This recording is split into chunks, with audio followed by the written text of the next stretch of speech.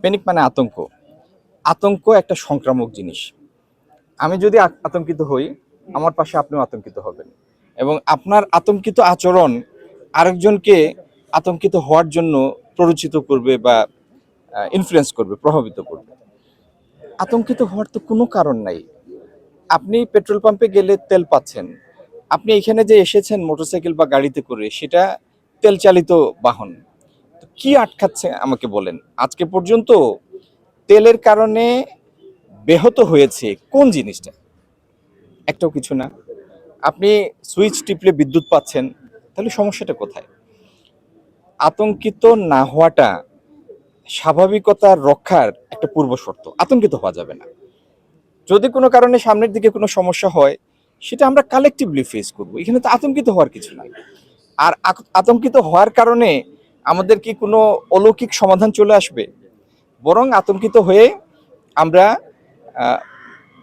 মানে বুদ্ধিহীনের মতো কাজ করব, বোকার মতো কাজ করবো। এই জন্য আতঙ্কিত হওয়া যাবে না। এই সরকারটি মানুষের ম্যান্ডেট প্রাপ্ত সরকার। সরকার দায়িত্ব নেওয়ার পরে পরে শিয়া বাটার ও ভিটামিনে সমৃদ্ধ লিলি বিউটি সোপ, তারুণ্যময় উজ্জ্বল ত্বকের জন্য। রমজান মাস এসেছে, আপনারা দ্রব্যমূল্য দেখেছেন। এই এই সরকারটি সেটি শক্ত হাতে জিনিসগুলি হ্যান্ডেল করেছে, তাই না? এবং দেশের মানুষের সহায়তায় হ্যান্ডেল করেছে। এখানে যদি ভোক্তারা আতঙ্কিত হতেন, তাহলে জিনিসপত্রের একটা কৃত্রিম অভাব তৈরি হতো না। তো মানুষ, সাধারণ মানুষের মধ্যে সেই শৃঙ্খলা বোধ ছিল। জ্বালানির ক্ষেত্রেও আমি সবাইকে বলবো, হয়তো আতঙ্কিত হওয়ার কোনো কারণ নাই। সবাই আমরা স্বাভাবিকতা বজায় রাখি। তবে একটা জিনিস তো ঠিক, যেহেতু যেখান থেকে জ্বালানি আসে, তেল, ডিজেল, গ্যাস আসে, সেখানে যেহেতু মূল্য অস্বাভাবিক মাত্রায় বৃদ্ধি পেয়েছে, তারপরে সরবরাহ পরিস্থিতির মধ্যে অস্বাভাবিকতা আছে, সেজন্য ব্যবহারে যেন আমরা সাশ্রয়ী হই, শুধু ব্যক্তির স্বার্থে না, এই 18-20 কোটি মানুষের স্বার্থে আমরা সাশ্রয়ী হব, যাতে আমরা সেভ করতে পারি, এবং সেভ করলে আমরা দীর্ঘ সময় যেন জিনিসটাকে ব্যবহার করতে পারি। আমরা যদি সেভ করি, তাহলে এই দেশের জন্য আমদানি করতে হবে কম, কম আমদানি করতে হলে বৈদেশিক মুদ্রার খরচ হবে কম। এটা তো একটা সাধারণ অনুভূতি, একটা জেনারেল নলেজ, যেটা আমরা সবাই শেয়ার করি, ঠিক না?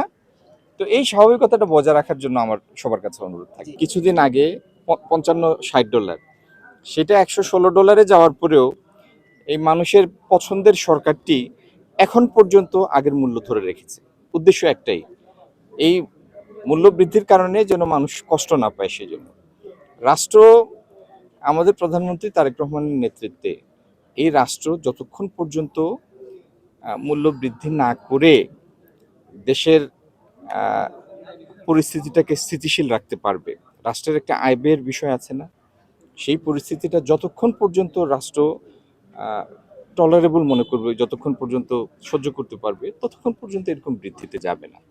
এবং অন্যান্য দেশে আপনি দেখেছেন যে যুদ্ধ লাগার পরেই মূল্যের সমন্বয় হয়েছে। খোদ মার্কিন যুক্তরাষ্ট্র, যেখানে তেল আমদানি করতে হয় না, তেল নিজেদেরই তেল, সেখানে মূল্য যেটি $3 নিচে ছিল গ্যালন, সেটি $4 ছাড়িয়ে গিয়েছে বিভিন্ন স্টেটে, কোনো কোনো স্টেটে $5 হয়েছে।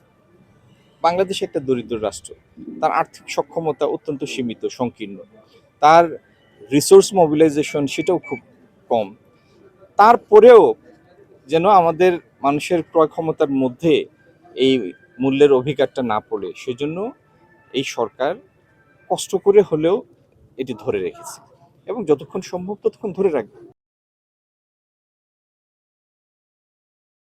শিয়া বাটার ও ভিটামিনে সমৃদ্ধ লিলি বিউটি সোপ, তারুণ্যময় উজ্জ্বল ত্বকের জন্য।